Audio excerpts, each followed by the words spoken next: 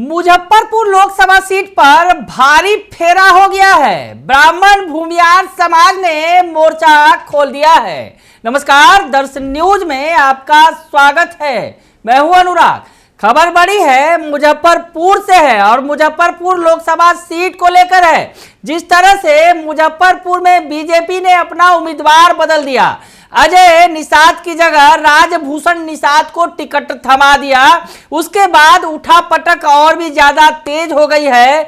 ब्राह्मण भूमियार समाज ने तो मोर्चा ही खोल दिया है और कहा है कि ये इस समाज के लोगों को टिकट देना चाहिए और बीजेपी पर, खास करके निशाना बीजेपी पर है और बीजेपी को कहा है कि फिर से विचार करे मुजफ्फरपुर संसदीय सीट को लेकर।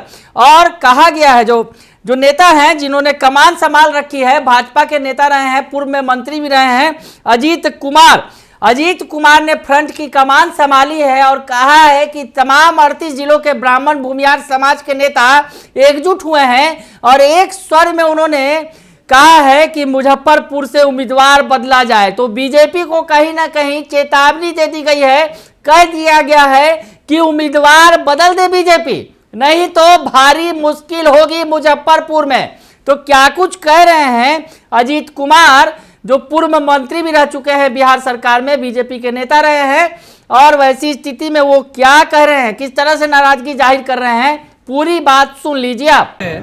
भूमिहार ब्राह्मण सामाजिक फ्रंट का एक अहम बैठक संपन्न हुआ है। इस बैठक में राज्य के 38 जिले से हमारे प्रतिनिधि शिरकत किए थे। बैठक में ये चिंता जाहिर की गई है कि हमारे समाज का इस संसदीय चुनाव में काफी उपेक्षा हुआ है।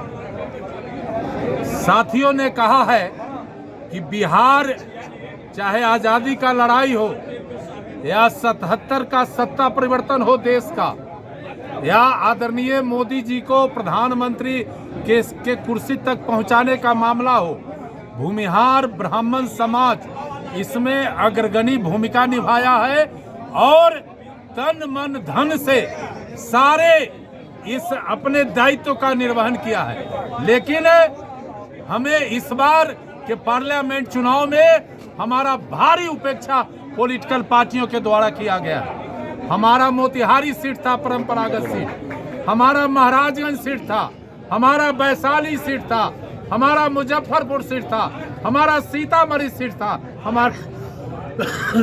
हमारा जहानाबाद सीट था। इन सारे सीटों पर हमारी उम्मीदवारी समाप्त हो गई। इस मामले को लेकर समाज में काफी आक्रोश है।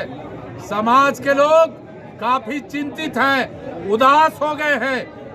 इसलिए हम आपके माध्यम से भारतीय जनता पार्टी के शीर्ष नेताओं से आग्रह करना चाहते हैं कि आप इन जो परंपरागत सीट हमारे समाज का था, इस पर अपना उम्मीदवार दीजिए, समाज का उम्मीदवार दीजिए। पहले का जो निर्णय है उस पर पुनर्विचार करिए, चूंकि यह समाज आपका परंपरागत वोट है और इस समाज में इस निर्णय से काफी उदासी है, इसलिए आप पुनर्विचार करिए।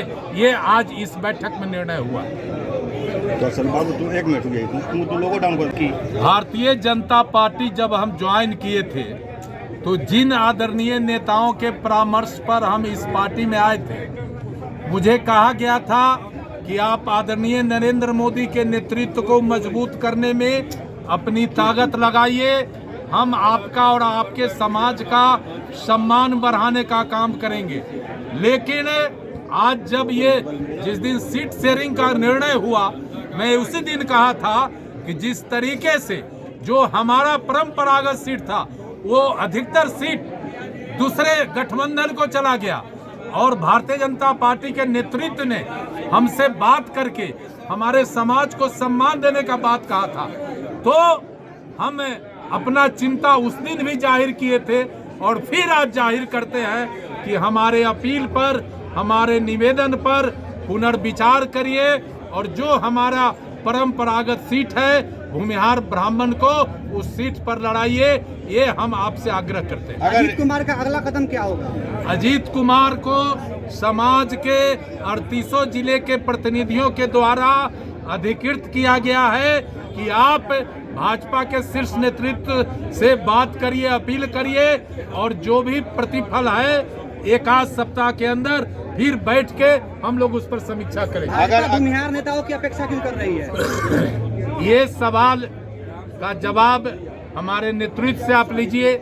हम तो आज अपील कर रहे हैं, हमारा समाज आज अपील कर रहा है, हमारा समाज अपने परंपरागत सीट पर फिर से समाज का उम्मीदवार देने का मांग कर रहा है। हमारी उपेक्षा क्यों हुई ये आप शीर्ष नेतृत्व से बात क्या अजीत कुमार को जाति के कारण नजरअंदाज किया गया है? देखिए, ये विषय आज का नहीं है। आज का जो विषय था, जो समाज का निर्णय था, वो आपके बीच में हमने रखा है और बाकी हम फिर बैठ के इस पर अगला निर्णय लेंगे। शीर्ष नेतृत्व अपील नहीं सुनती है तो क्या कीजिएगा? हम लोग बैठेंगे ना और जो भी प्रतिफल होगा हम फिर उस पर चर्चा करेंगे।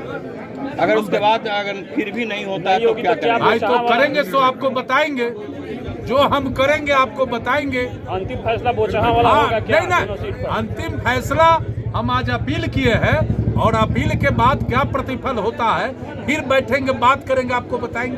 Thank you. तो सुना आपने कि क्या कुछ कह रहे हैं अजीत कुमार, जो पूर्व में मंत्री रहे हैं। ब्राह्मण भूमियार समाज के जो बैनर तले वो उन्होंने बगावत का बिगुल फूंक दिया है और कहा है कि भूमियार ब्राह्मण समाज नाराज है। मुजफ्फरपुर ही नहीं, कई सारी ऐसी सीटें हैं जिन पर समाज का दावा था, ब्राह्मण भूमियार समाज का, लेकिन वहां उन्हें टिकट नहीं दिया गया। जो सीट परंपरागत रूप से ब्राह्मण भूमियार समाज के लोगों को मिलनी चाहिए थी, लेकिन वो नहीं मिली है। तो ऐसे में मोर्चा खोल दिया गया है। मुजफ्फरपुर में अजीत कुमार ने मोर्चा की कमान संभाल ली है और कह दिया है, खास करके बीजेपी को चेतावनी दे दी है कि फिर से विचार करे बीजेपी अपने उम्मीदवार पर, क्योंकि जिस तरह से ब्राह्मण भूमियार जो समाज है, ब्राह्मण भूमियार एकता मंच है, वो नाराज जो है ब्राह्मण भूमियार समाज, उसकी उपेक्षा से